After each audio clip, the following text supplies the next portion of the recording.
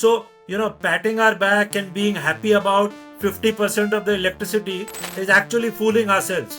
If I stand in front of a mirror and I say I'm Shah Rukh Khan, there will be no bigger idiot than me, right?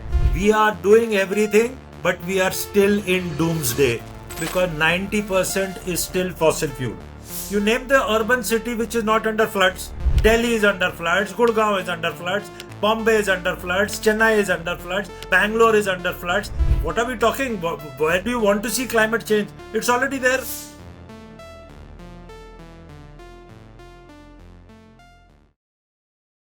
I personally have been following your developments for a very, very long time across LinkedIn, and I think you are also a member of our community as well, right? That's right, Sachin. That is correct. I've seen your background from 1995 till 2010. You were working with the army, and then post that you started your own venture, and for the last 15 years you've been essentially working in the sustainability space, more specifically in the biomass. So there's a lot of rich experience and the conversation that we can have around your experience while you were at the military and how that sort of transitioned into a leadership role, starting your own business back in 2011, somewhere around that, right? But before we start, I just wanted to say that I'm also, like, my father was in the Air Force. He served in the Air Force from 1989 to 2007, basically. And all my life, I've basically lived in different cities in India and have studied in the Air Force School majorly across cities. So I think I understand a little bit. I've seen that lifestyle a little bit. And also, most people in my family are also in the armed forces as well, like especially my uncles. So yeah, great to get in touch with you and basically chat with you about your journey. If you don't know Amitabh is essentially our head of sustainability at Greenmentor. I am one of the founders and CEO of the company. And we have already gone through your profile and have understood everything about you in a lot more detail, especially whatever is available on the internet. I'll start with the first question, sir. So since 2010, like until 2010 is when you were working with the army, and after that, you started working in the biomass space. So how do you see biomass really fitting in the India's renewable energy mix, right? So currently, as we understand that India is targeting 500 gigawatt of renewable energy by 2030. And in that, biomass is currently at 10 gigawatt energy capacity, right? So how do you see this contribution increasing over time? So that's the question. So thanks, Sachin, for inviting me for this podcast. Compliments on the good work that is being done by you and your colleagues. Couple of things, I take your question straight away to answer. You said renewable energy mix going to 500 gigawatt electric. Let's set the context right first for your viewers, listeners, and even for your team to understand. The 500 gigawatt electric is renewable electricity. It is a subset of renewable energy. And it is a very small subset of renewable energy.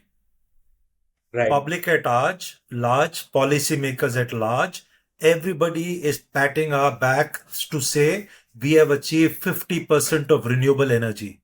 No, we have achieved 50% of renewable electricity. Fantastic. Kudos. We are going to achieve 500 gigawatt electric of renewable electricity. Fantastic.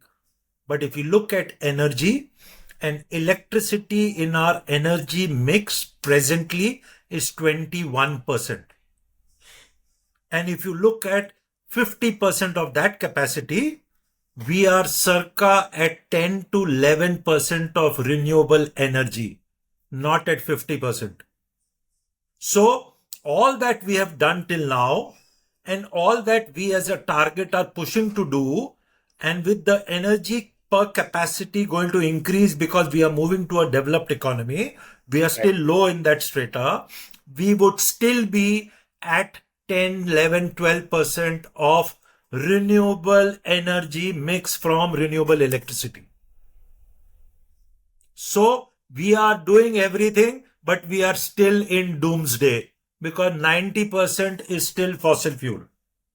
And the elephant Right. in the room is the 90% of energy mix to be decarbonized to renewable energy. So our ministry of which is mandated is called Ministry of New and Renewable Energy. And all that it has done till date is Ministry of New and Renewable Electricity. It is not a integrated energy ministry. It is only a subset of the electricity ministry. So I think there needs to be a complete paradigm shift to understand energy and work on the entire energy gambit. And what is this balance of, let's say, 90% of energy? Cooking, heating, cooling, transportation to include land, air, sea, hard to abate sectors energy requirement. And one of the changes which is happening with this Ministry of New and Renewable Energy is the green hydrogen mandate towards the hard to abate sectors. And hence, that green hydrogen would look at the fertilizer sector, would look at the refinery sector, but still on the energy paradigm in India, at least for today, we don't have an integrated outlook. We don't have an integrated ministry, and work is happening across different ministries in bits and pieces. So, Right. I hope I've been able to give the message in terms of your question and my response. And Right. what I would like to see is the decarbonization of the 100% energy matrix. So, patting our back and being happy about 50% of the electricity is actually fooling ourselves. If I stand in front of a mirror and I say I'm Shah Rukh Khan, there will be no bigger idiot than me, right? So I must know what I'm seeing. I must know what I'm doing. And we are continuing to pat our back at 220 gigawatt electric, which is only a drop in the ocean. If you look at today's number, that 220 gigawatt electric is circa 5-6% of my energy mix. So in the last 15 years of decarbonization, of doing renewable electricity, as a misnomer, we continue to do renewable electricity only and at 5 to 6%. So I think, there is humongous amount more to be done with the vision that the Honorable Prime Minister said. This government has set a mandate for India to decarbonize by 2070. We have to start looking at the elephant in the room. We have to start saying, how are we going to make the 90% of energy to be renewable?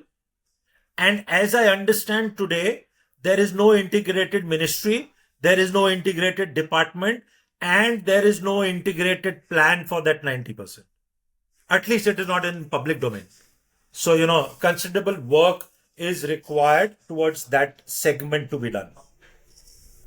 Got it. Got it. So, yeah, sir, I think you answered a couple of our questions there. But I have a follow-up question on that. So, with this being the state of current energy mix, and you're saying that most of the focus is towards electricity, how do you see somebody who's willing to start a business or like a venture in the biomass energy space?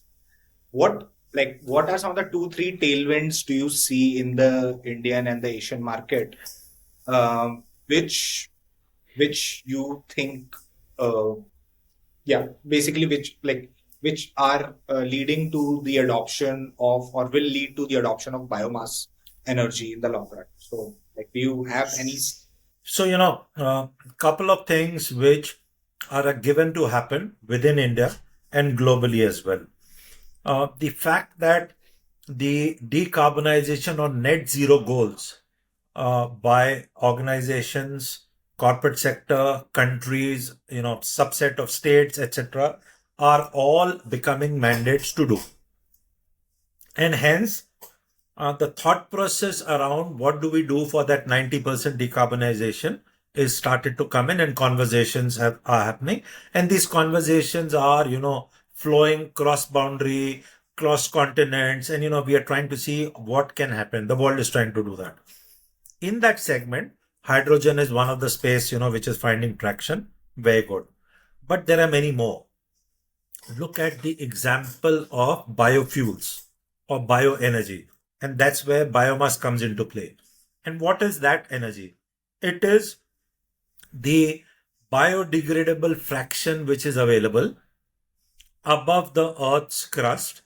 So basically, whatever is biodegradable which is available, that carbon in that biodegradable fraction to be used for the energy value stream. Now, I'll talk specifically with example for biomass. Today, where we are and where the global greenhouse gas emissions, the global warming, the 2-degree breach is all because of methane and carbon dioxide that we have put into the atmosphere.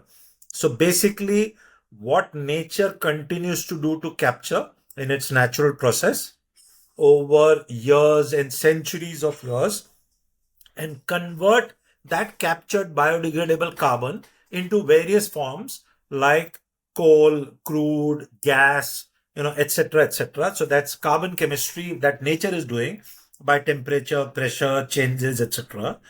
And such carbon capture that nature has been doing for us, humanity or humankind, nations, developed nations have taken out that carbon and put it back into the atmosphere because of industrialization, transportation, much more in quantity than what is getting captured. So basically, we have put more back than in a natural process is getting captured. And that is why the CO2 content in the atmosphere, the greenhouse gases in the atmosphere are causing the global warming. Now take that to be a deficit situation. So, and in a financial parlance, that is our CAD. Now we have to reduce that and reverse that for what the world is trying to do to say we are net zero. So if we achieve a point, let's assume at net zero, are we going to say that we are not going to put carbon in the atmosphere? We will, much more than we are doing today also. But we will do processes where we will capture much more. So we need to look at capture to happen. Carbon dioxide to be captured from the atmosphere and also reduce the intensity what we are putting. But I don't think it is possible to reduce the intensity because more and more industrialization is going to happen. More and more heating, cooling is going to happen. More and more transportation is going to happen. So we need to do the carbon capture processes much more faster than we are, kind of utilizing that carbon. Now look at biomass. What does or where does the biomass come from? And now I'm talking about the most widely available biomass, which is farm agri residue. Now look at a situation where farmer is growing any agriculture produce for commodity value, either food or let's say, a commodity there. It could be cotton, it could be oil seeds, etc., etc. So what is the farmer doing? Giving us food, giving us commodity. And that's where the farmer is getting monetization. But the farmer is fantastically doing for us within India and globally carbon capture, photosynthesis. In the 4 months, in the 6 months of the crop cycle, basic photosynthesis, which we learned in grade 4, 5, 6, is what the farmer is doing per square kilometer of land, depending on the type of agri produce. We know the quantum of CO2 sequestered. It is a quantifiable number. And thus, we need to provide value to the farmer for carbon capture and sequester. What do? We are only providing value to farmer for commodity or the food produce. And let's assume a situation if the farmer does not produce. We will not die of hunger. That will be later. We will die first of being in a carbon dioxide chamber and we will die of carbon dioxide poisoning. So let us give credit where it is due for the maximum carbon sequester happening in a natural way by plant growth by a farmer. Now, this is sequestered carbon. Right. We need to build processes within India and globally for this sequestered carbon to remain captured and not go back into the atmosphere, because that is what we want to do in a net, plus minus that we are doing of the carbon. But what happens, because technology, because processes have not been given to this farmer, the farmer burns it back open in the field. Delhi goes black everywhere. And this is a problem all over the world. Every farmer, for want of that land for the next crop, burns this agricultural residue because it has no economic value. If it would have economic value, the farmer would not burn it. So, can we create economic value for this sequestered carbon is the first question to answer. And my response there is yes. And if we create these economic models, then that sequestered carbon needs to be now used in the energy value chain. And I'm consciously using the word energy with emphasis. It can be electricity, it can be heating, cooling, it can be biofuels, compressed biogas, ethanol, sustainable aviation fuel, methanol, biomass to hydrogen, and so on and so forth. So that before we send that carbon back, which is sequestered above the Earth's crust, we extract maximum energy value and we only put a subset of that back. The other thing to do is, what is this value chain which we can develop? And this is now midstream technological intervention to come. So what do we do with coal? We bring it out from the Earth's crust and we put it in a boiler to generate electricity. What do we do with the crude? We bring it out, put it in a refinery to make products. Can we do the same carbon chemistry with this biomass? Answer is yes. Technology is available today. Technology has been developed today. And if we can do this, yes, it is at a higher cost today, but the economics of scale, the technology development, all of it will come. And if it comes, this price, which will be compensated by a carbon price, will be compensated by a clean air price, clean health price, will be compensated in the energy value, decentralized energy generation, energy security for a country like India, because I don't have to import the crude, I don't have to import the coal, I don't have to import the natural gas. My pricing of energy will be in control in my hands, because I'm not dependent upon a crude lobby changing that price. And hence, this carbon value chain needs emphasis for development. And now, besides this farm agri residue carbon, there is also a biodegradable fraction in the municipal solid waste, which can get used. There is a RDF fraction which is coming from the municipal solid waste, which can get used. When we start using all of this, you would actually have energy generation at the hands of the farmer. And today, Honorable Prime Minister is also calling the farmer as Urja Data, whereas, that Urja Data connectation is coming from the PM's Kusum scheme for, solar that the farmer is doing at their, end. Yes, fantastic. But again, it's the electricity component. The farmer has the potential to change the entire energy paradigm by being in the entire energy value chain, right from electricity to biofuels, to biochemicals, to biofertilizer, to, aviation fuel, etc., etc. And that's what we need to support. So what did we do? About 3 years back, we wrote Project 42. And Project 42 is basically to talk about 42 million metric tons of rice paddy straw, which burns in Punjab, Haryana, and UP. And that's why we called it Project 42. This 42 million metric tons of rice paddy straw, if it is utilized, and utilized for 11 categories of products that you can do out of it, which are sub-projects of Project 42, create an ecosystem of an investment to happen of $30 billion, creates a multiplier effect of $90 billion in this value chain, 3x, creates lakhs and lakhs of jobs, and creates energy security, product security, etc. from a waste to wealth stream. But And we have presented this Project 42 at every possible office, cabinet minister, secretary, multiple times to Prime Minister's office as well. We have been invited. Thanks for that. But somehow, directionally, who is to take it forward is still kind of unknown, because there is no nodal agency, there is no nodal ministry. Today on the energy side of, let's say, renewable energy, biofuels, etc., we have multiple stakeholder ministries but no single agency. So we have MNRE, we have Ministry of Power doing the summer scheme, we have Ministry of Petroleum doing the ethanol blending program, doing the Satat scheme for compressed biogas. What is coming is the sustainable aviation fuel requirement. We have green hydrogen, which is MNRE. This entire development is under agriculture ministry, because you have the biodegradable coming from farm agri residue. You have Ministry of Housing and Urban Development, because MSW is under them. You have Ministry of Rural Development.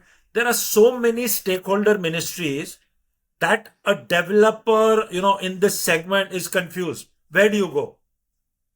And above all, in this transition journey of this energy, there is no regulator.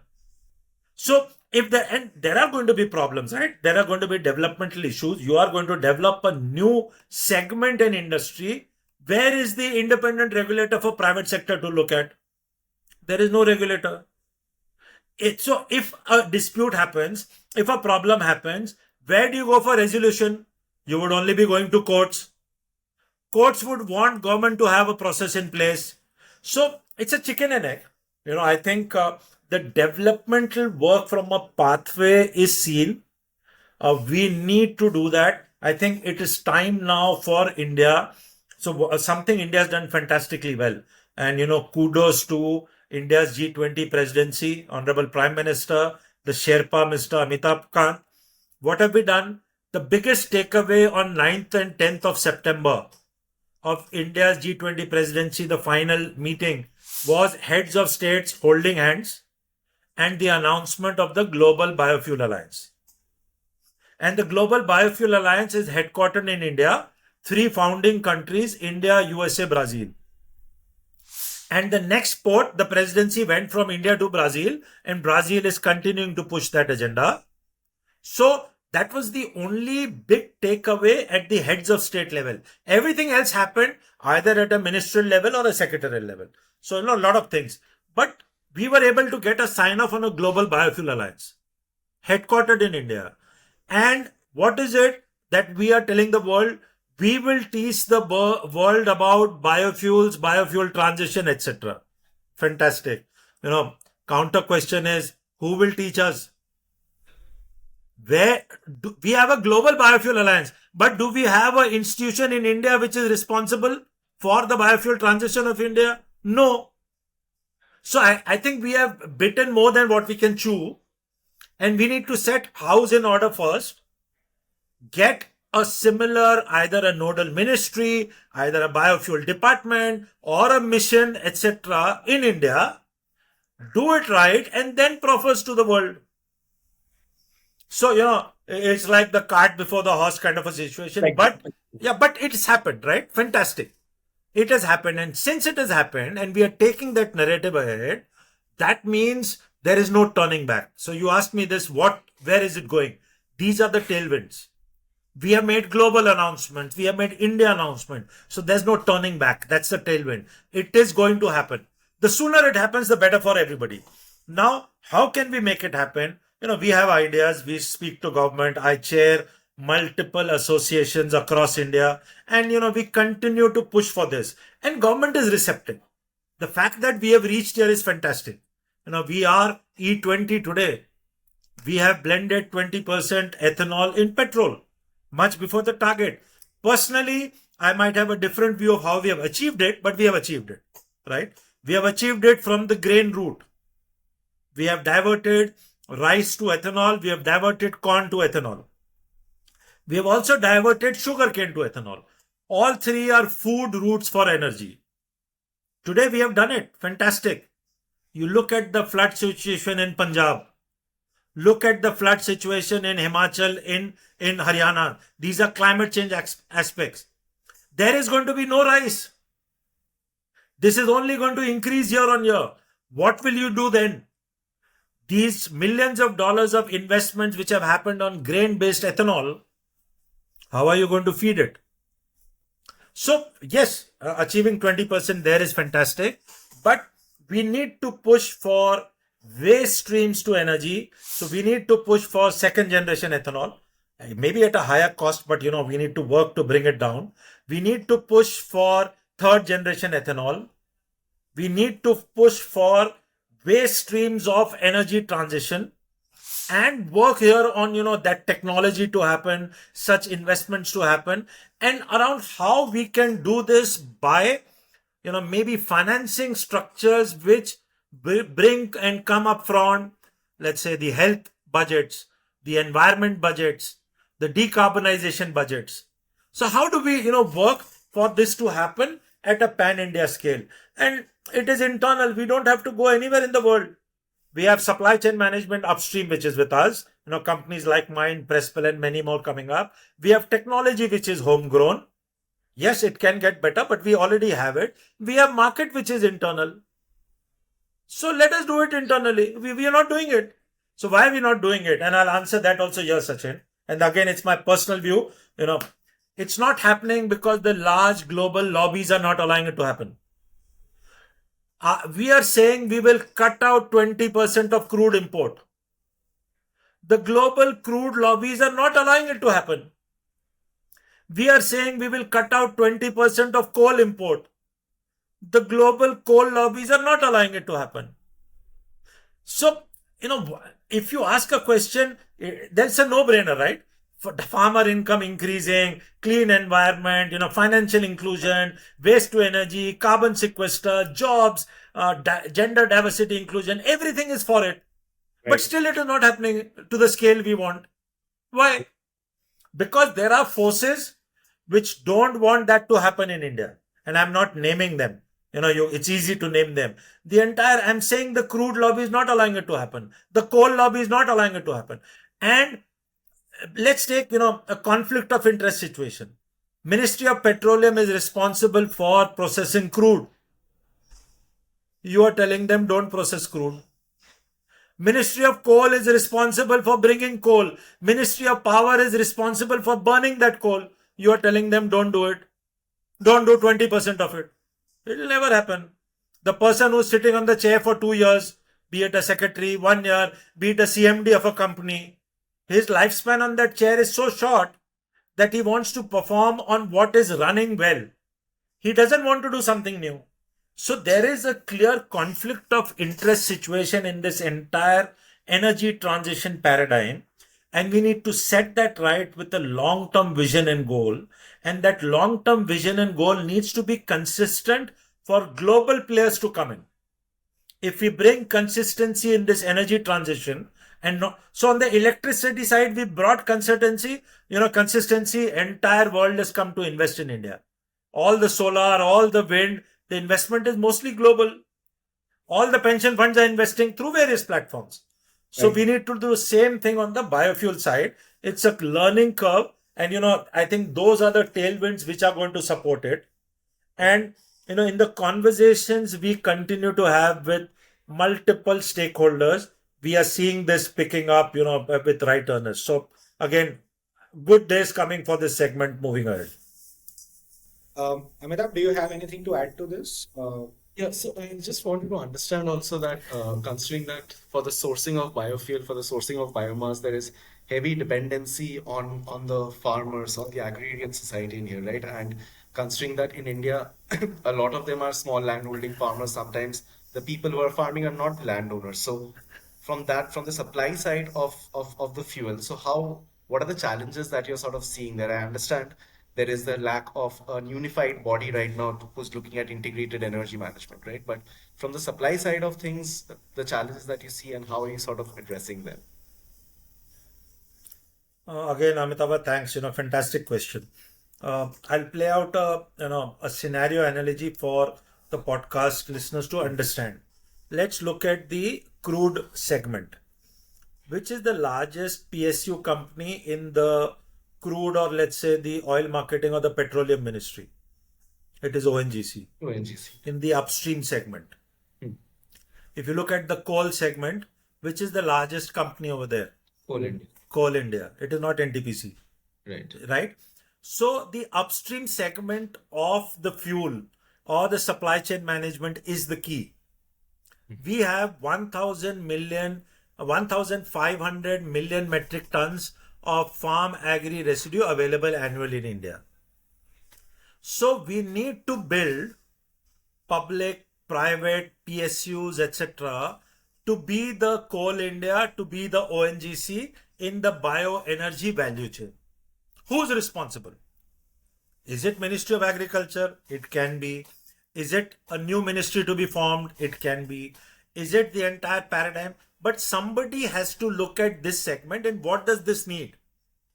This needs humongous, trillions of dollars of capital allocation over a period of time to utilize this 1,500 million metric tons of farm agri residue resource, where inclusion of the small farmers, FPOs, public-private partnerships, private companies, stakeholders to come in this ecosystem and build up a commodity pricing.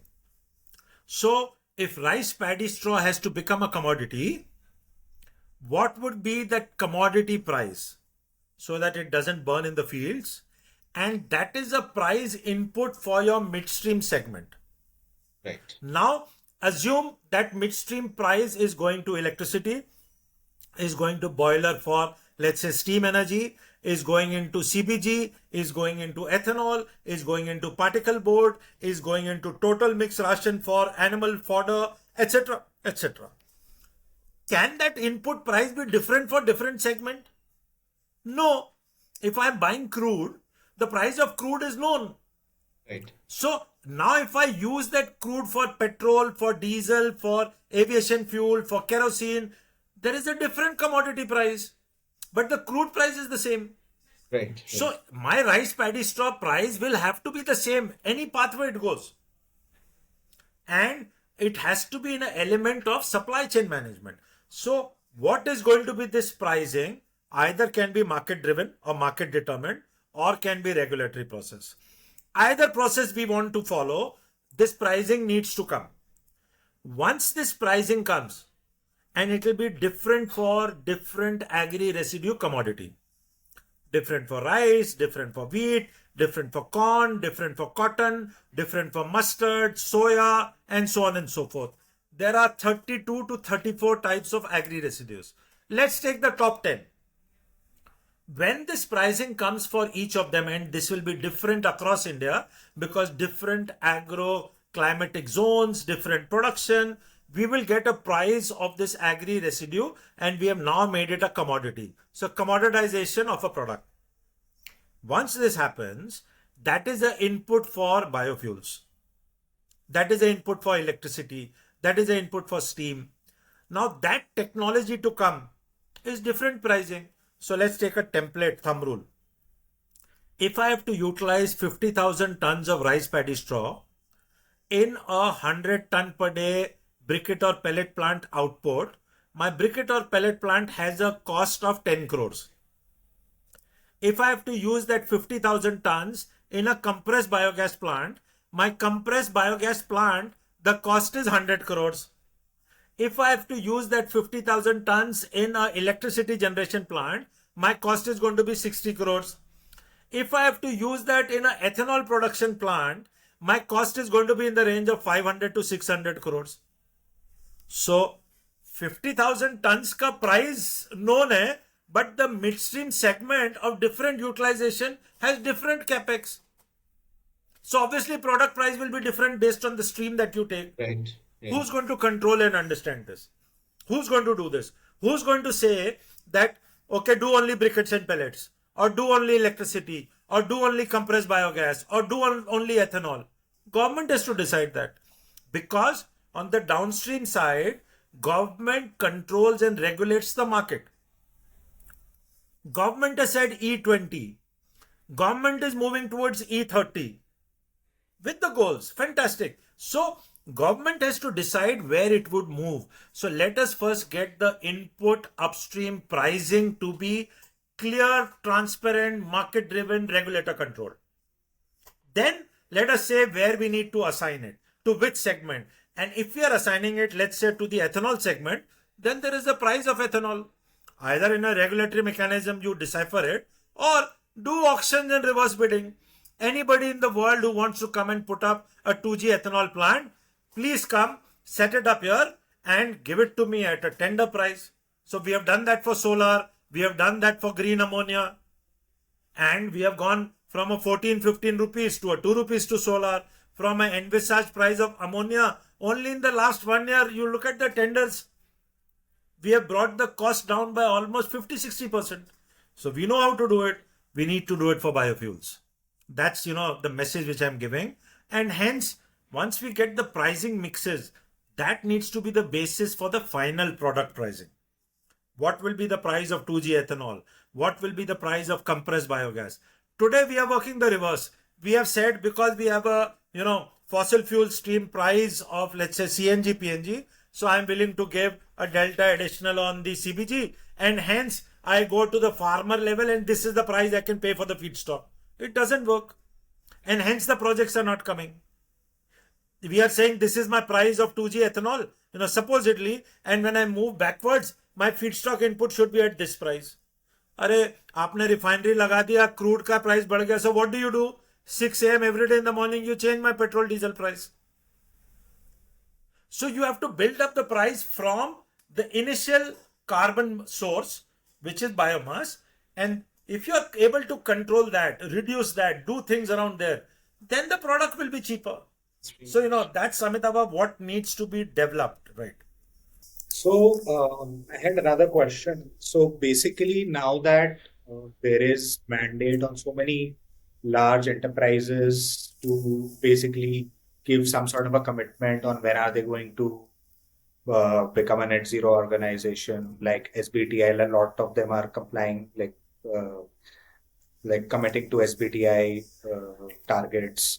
There is CBAM compliance coming on all the companies that are exporting to Europe, that have to mandatorily disclose their emissions and then eventually over a period of time reduce it.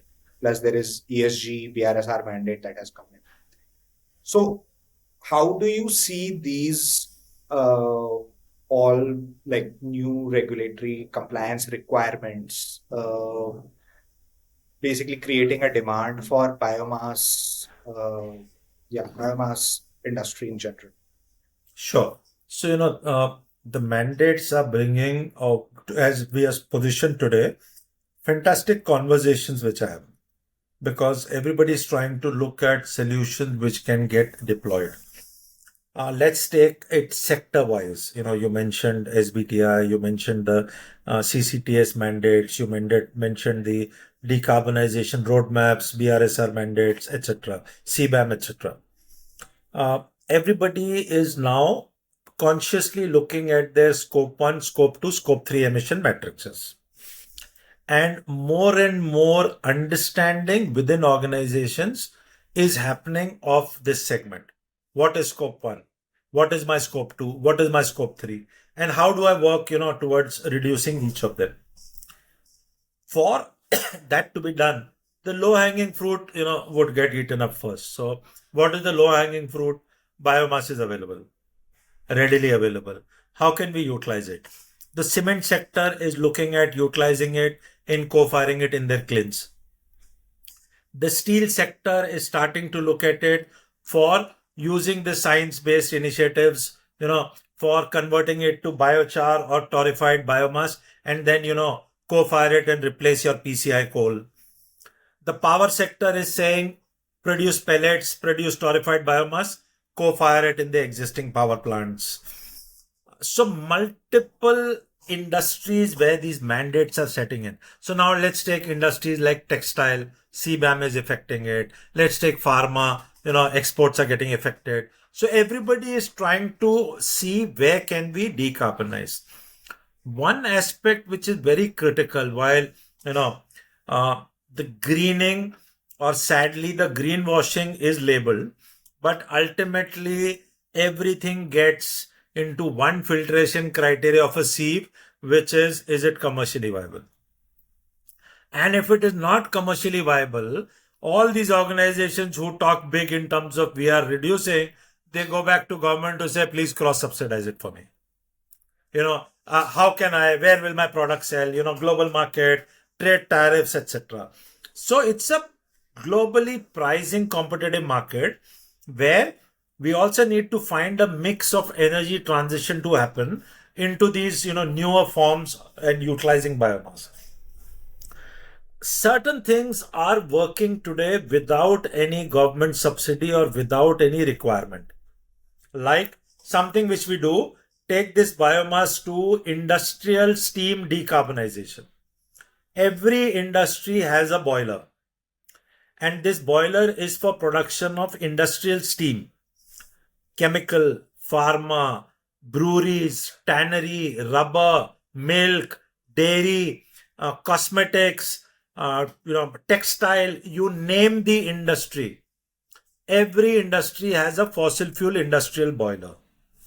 Today, when you replace this boiler with a new boiler, which is on 100% biomass, it is cheaper in cost than that fossil fuel boiler utilization. And hence, this segment of biomass utilization is one of the things which we do is very fast and rapidly growing across India. When this doesn't require any government support, when this doesn't require any financial aid, this is the thing government should push blindly as a mandate.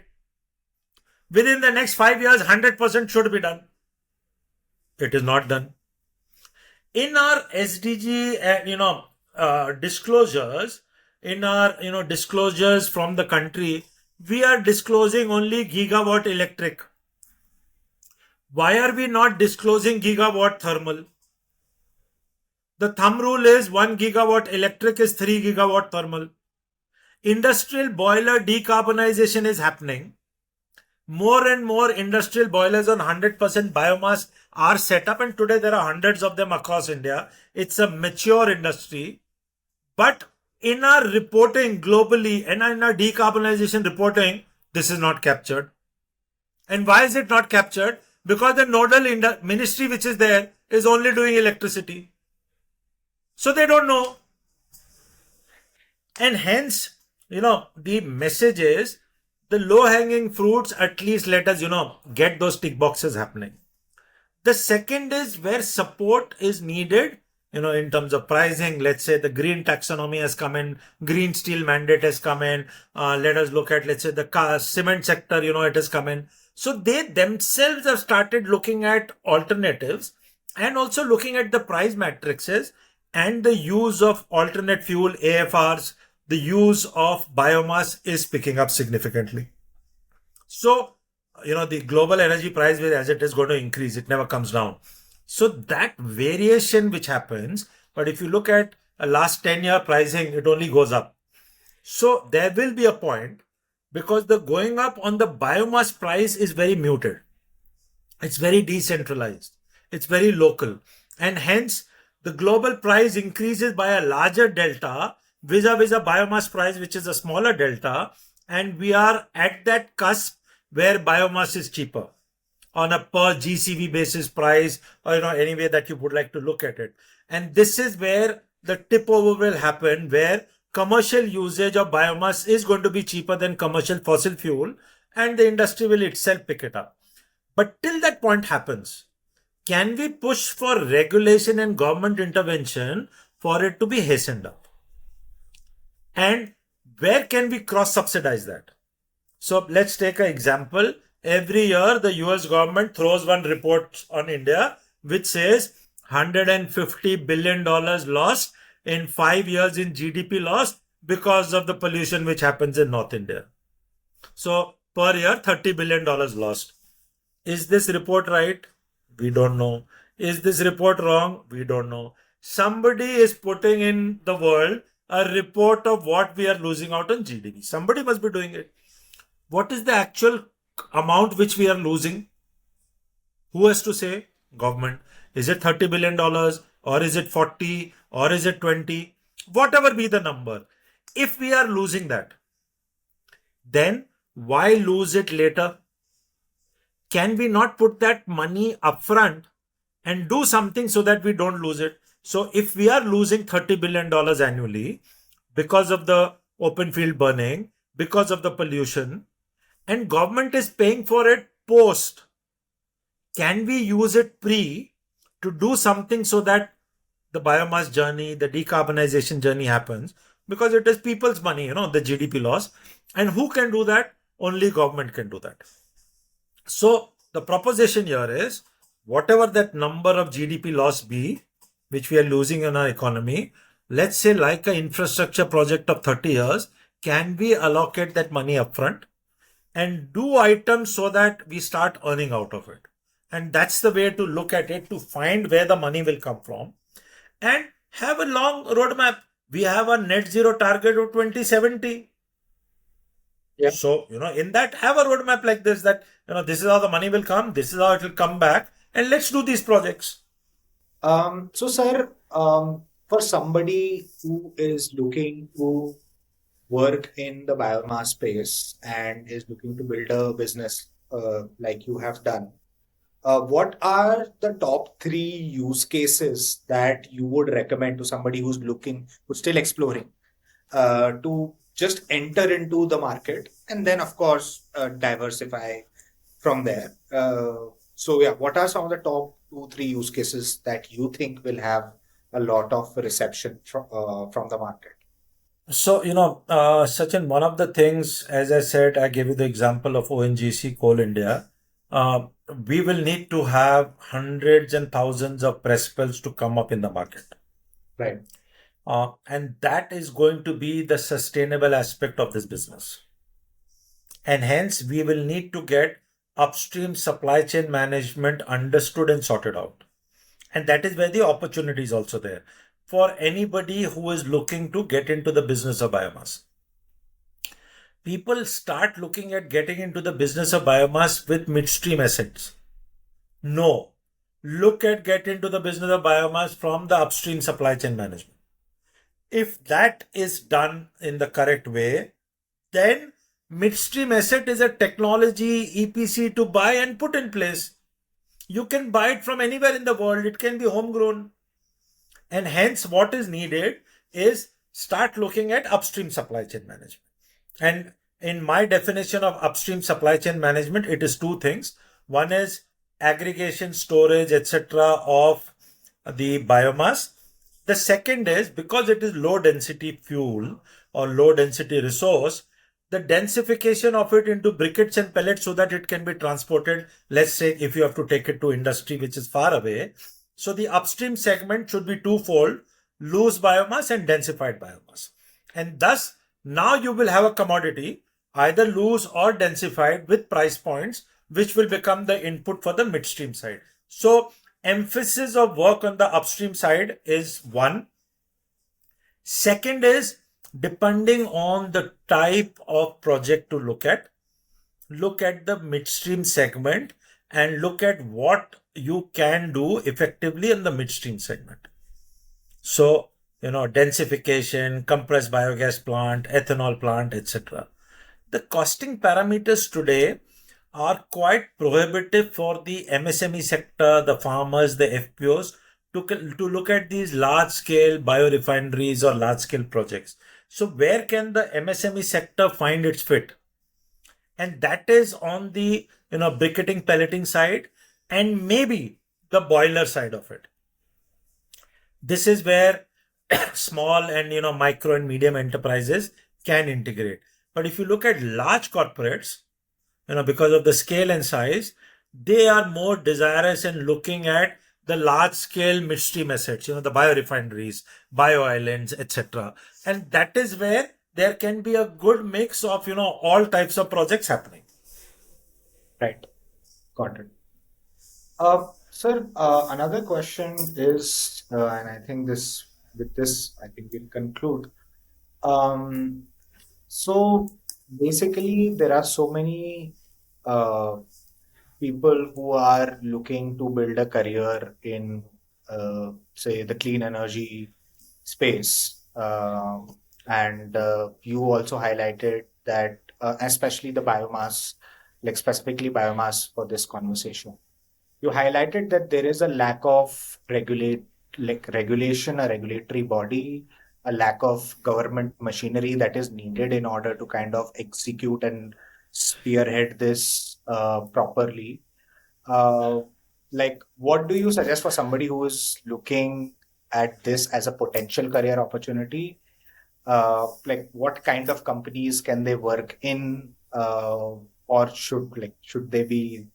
Yeah, just like, because the sentiment that I got is that there is a lot of while there is a lot of opportunity, there is a lack of regulatory infrastructure, which may lead to a lot of delay. And somebody who's looking to build a career in, say, the sustainable energy space, how do you see them getting, like, yeah, what advice would you give to them? I think that's the right one. Sure. So, Sachin, two things. Careers can be looked at from two dimensions. One is a job, right? And the second is an entrepreneurial journey or to build businesses. Right. Uh, you know, uh, Personally, where I am positioned today, both segments can be seen. I would like more and more people to look at the entrepreneurial journey. And why I say so is because you would be creating wealth, you would be creating jobs, you would be doing things where you will develop an ecosystem. Start small. It could be a village, it could be a taluka, it could be a district. But the potential of you being your own boss is very, very, very good in this segment. And companies like Presswell, and so many in the last 14 15 years, so many of ex Presswell employees are in the market today. They have created their own Presswells and they're working. That's the biggest positive takeaway where I enjoy my position today. When I go in the market, when I go to conferences, the people who are there who are talking about entrepreneurship, business, who are talking about all this are all ex Presswell employees. So this is an opportunity for ecosystem development and be your own boss. But for whatever reasons, if you don't want to look at that kind of an entrepreneurial journey or a business setup, then Presswells of the world are according you that opportunity. Today, all large corporates, without exception, steel sector, cement sector, refinery sector, oil marketing companies, private oil marketing companies, large garment, etc., everybody is doing biofuels. And hence, the job opportunity in each of the segment is there. Aviation, sustainable aviation fuel, methanol for shipping. So you can position yourself for a job right from the upstream segment to midstream segment of technology, jobs of mechanical engineering, all forms of engineering, downstream market sale, etc. So the entire paradigm of any type of job is available in this segment. And hence, this is something which is going to be one of the largest job creators in the next 20-25 years, because new projects will keep coming in the entire value chain of it. And hence, this is going to be the job growth driving engine for the Indian economy. Right. And are we going anywhere for resource? No, because resource the farmer is growing for us. Resource is coming from the municipal corporation because they are collecting all the trash. So we don't have to go anywhere for resource. The origination resource is available. All we need to do is create a market and keep developing the value chain and ensure that the market pricing of that commodity keeps coming down, because we don't want to overcharge ourselves. And Right. sky's the limit. So sustainability, clean energy, all this is going to create lakhs and lakhs of job across India. And the best part, the job is not happening by migration from rural to urban. These jobs are happening in rural. You'll actually have to take these projects to where the source of feedstock is. And hence, I feel you will start seeing reverse migration. People will move from cities back to rural areas because they will be getting jobs there. cleaner air there, better food there, better and bigger housing living over there. It's already started. You will not be in pockets of small houses in a Bombay, Delhi, etc. Your travel time to your work will be 10, 15, 20 minutes and not couple of hours, each way. And hence, once we bring this revolution of bioenergy industrialization in rural India, we will see all job transitions happening there. And that's what we want. We want the bottom strata of our economy to rise up, and that is going to make us a developed country. Right. That is the only way. So hence, and here I'm not talking about, mom and pop store jobs. That will also be there. I am talking about technical jobs in rural India. Boilers, biorefineries, chemists, electrical, electronic, you name it. If you are going to get high-end jobs in this segment, in rural parts, why will people move? The tier 2, tier 3 cities will become tier 1 cities. And that's what we want to see. We want the pressure on urban infrastructure to reduce. Our urban infrastructure is collapsing everywhere. You name the urban city which is not under floods. Delhi is under floods, Gurgaon is under floods, Bombay is under floods, Chennai is under floods, Bangalore is under floods, Calcutta is under floods. We are saying these are our top 6, 7 cities and every city is under flood. What are we talking? Where do you want to see climate change? It's already there. You look at the memes which are coming. Property in Gurgaon, buy a boat. Property in Bombay, buy a boat. Property in Bangalore, buy a boat. It's a joke. We need to get people to move out of our cities, go into rural India, start living there, have a better life, but we need to give them jobs, technical jobs, entrepreneurial jobs. And I think this segment is something which will provide that. Right. It's a very interesting thing. So you're saying if you are looking to build a career in this, first think of being an entrepreneur, try building a business in this space. Now, Sachin, government is supporting that, huh? Yeah. And again, fantastic. So you look at the CGT SME scheme of Government of India. Right. Started with 2 crores, went to 5 crores. Today it is 10 crores.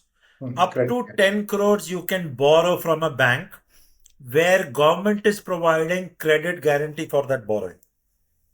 Right. Which is fantastic. Right. Hats off.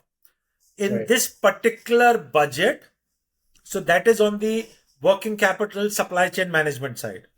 In this budget, government has enhanced that CGT SME scheme to the asset side. And the new CGT SME scheme asset side is allowing up to 100 crores to be bought and assets established based on, let's say, bioenergy. I'm talking about that, where the guarantee or the risk or the insurance is getting covered by government. Right. So look at the support for MSME sector. You go and borrow from a bank, and if your project is good, the project appraisal is good, and bank wants to support it, but you don't have a collateral, you don't have land, you don't have a house, you still your project is good, but bank still shies away because of the waterfall mechanism of risk evaluation. Bank says, what if this project fails? Where will I get my money back from? Right. So bank says, no, I cannot give it to you. Government is allowed now, the bank, if they want to, fund a credit guarantee scheme up to 100 crores. Right. Bank can start by giving you 20-25 crores if your business model is good, and that's the entrepreneurial side. It can extend it to 50 crores. It can go up to 100 crores. So if it is working, you can start small, but you can get credit guarantee which the government is supporting to do this business. Right. And it is amazing, hats off to the government. So but the problem is such kind of schemes, maybe, the information, the education, the communication, the IEC is not known to these potential entrepreneurs. Right. And hence, platform like yours can be supportive towards that. Hey, look at this. If you want to do this clean energy, if you want to do bioenergy, go to the bank, go to a consultant, get your project reports made, apply, and maybe you will get 20, 25, 30 crores to set up an asset. Right. And if that asset come and, such assets start coming up, look at the transition and shift. So again, mandates or support systems from the government side are available, schemes are available. I think the only thing which I would like to, personally see is more emphasis on the implementation side. Right.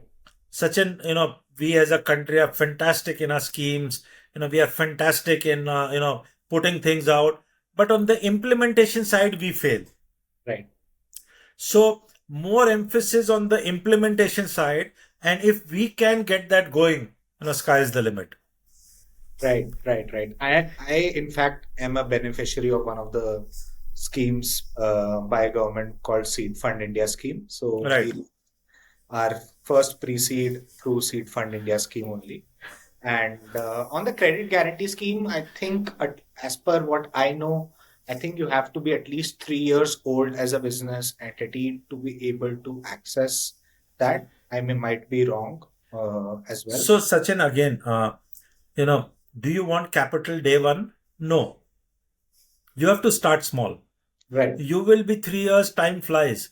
But once you understand a business, once you start moving ahead, once you do something, and if that is working, you will need more formal capital to move ahead. right, right. That formal capital move ahead today is getting back. Got it. Again, you got seed fund. You've given an example. Today, every academic institution, public, private, has got incubators. Yes. You have the Atal Innovation Mission. You have the Atal Innovation Centers, AICs. You have mentors who are teaching. So business is being taught. Incubation is teaching ideas to come forward. Right. That is getting support, seed capital, seed funding. So government has done, doing all these things, which is amazing. And that is why you are getting startups, not only, let's say, in certain spaces, but happening across segments. You look at what has happened with startups in the drone space. You go to any IIT, you have hundreds of drone startups there. Fantastic. You look at the startups which are happening in the carbon management space. Right. Look at the startups which are happening in the green space. Look at the startups for plastic management, waste management, electronic recycling, battery recycling, farm agri residue usage and recycling. These were unheard of 10 years back. All this is there. Right. You look at the startups looking at utilizing, minerals and etc. to do products. You look at the EV startups. So, amazing. So there is considerable work which the government is doing, but you can't expect government to be funding everything for anybody. So business models need to develop, understanding needs to develop, and that is the support which is happening. The skill development mission, such kind of supports which are happening. But if you reach some scale, then you need formal capital mobilization to be available, which is happening through these schemes also. Sachin, a lot more can be desired, right? Everybody wants or kya chahiye. But government has to look at hundreds of things to do, right? So you have to prioritize. Yes, all this is priority and it is increasing. Wish list can be faster. Yeah. So I think if you are an entrepreneur by heart, then the sheer desire to work in the space will absolutely push you to take that initial step. And a lot of things get figured out as you move along as well. You cannot start thinking about all the possible ways in which something cannot happen, then you will never start, right? So the most important thing, like you rightly said, is to start, make use of these support infrastructure that the government is already providing, and from there make your way up. Sir, on that note, thank you so much for that wonderful session. It was an honor talking to you, and this is I think the second podcast that we are recording, so we'll be soon pushing it. I hope the community will love it. I am sure that the community will love it, because the kind of insights that you've given were so well-rounded from all directions. It was not like a direct response to our question. It was a holistic, a much well-rounded response. So thank you so much for distilling so much of your experience and knowledge into like an hour conversation. I also wanted to talk a little bit about your army days, but I think we can leave that for the next round of conversation. Sure, happy to have next round of conversation as well, Sachin. If we can support the thought process change through your podcast, I think that will be a big plus for us. We as a company, we as an organization, are engaged with almost every possible academic institution which wants to engage with us, right from schools, colleges, universities, the top B schools, the B-rated B schools, etc., agriculture universities, engineering universities. We are engaged with more than 100 academic institutions pan-India and globally. And our reason for engagement is only one, is to make people aware of the opportunities that lie ahead for them to look at career paths, for them to be sensitized on sustainability, EHSG practices, ways to look at things, and maybe get inspired from the principles of the world. It's also to give back to society. Where we are today, 15 years down the line, we don't, and in Prespal, we follow the adage to the T, which is Jai Jawan, Jai Kisan, Jai Vigyan, and as Honorable Prime Minister has now put it, Jai Anushandhan. So we are at the helm of it, including me. All our top management is ex-defense forces. We have not studied business, but we come with a genuine mindset, genuine heart to do good work and continue to do good work in the country. So that's the Jai Jawan part. The Jai Kisan is the farmer. We work with farmers. The farmers, the village level entrepreneurs we are putting money in their bank accounts, from a waste stream. The Jai Vigyan is the science around it. We are using science. We are using technology. And the Jai Anushandhan is the R&D around it, the development around it. So, we are transitioning into multiple more developments we are doing. And who does this R&D? The R&D institutions, the academic institutions, hence we are partnering with them. We are becoming the industry partner for this to happen. So we are doing this, fitting this adage to the T, and hence more than happy, even to your community members to be able to engage in. We will give time. That's, I think, a luxury of a resource which each one of us has to the best 24 hours in a day. We will allocate time. My colleagues will allocate time. And if we can get this moving, this movement happening, it will be a contribution.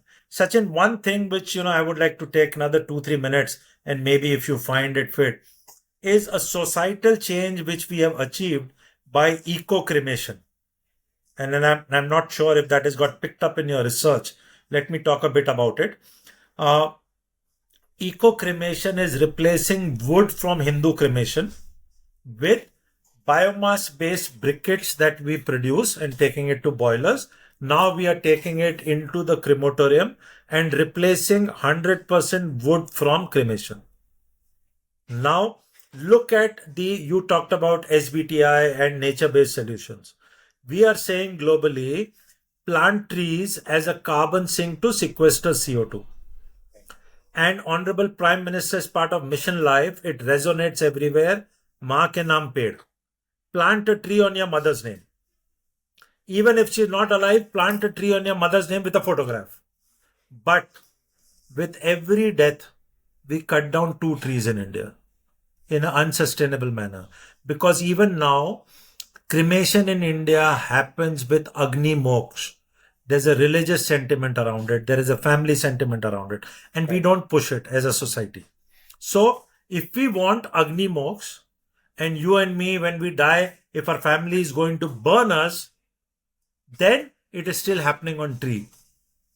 And this tree, when it is cut, there is no sustainability around it. It is the nearest 2 trees which get cut. So what have we done? And we started this during COVID time when there were multiple bodies which were not finding wood for disposal. Costs had gone up, 20-fold, 30-fold. We got these briquettes. We made a crematorium cage, designed it, basic welding and engineering around it, so that, cross flow of air, etc. And the burning of the Hindu body is now happening on 100% briquettes. So the tree is getting saved. The national asset of the tree is getting saved. The national asset value has been given by Honorable Supreme Court of India. Per cremation, we burn 15 lakh rupees of national asset at 4,000 rupees. Why? So we are mitigating that. And the tree is standing, that means the carbon sequester sink is standing, not going away. The cost of 4,000 rupees has come down to 2,000 rupees or 2,500 rupees. And we have reduced it. And out of that 2,500 rupees, 50-60% is going into the farmer's bank account, because it is, the entire value stream that we spoke about. So city of Aurangabad in Maharashtra, 94% of all cremation in Aurangabad is on briquettes today. There is no wood in Aurangabad in less than 3 years' time.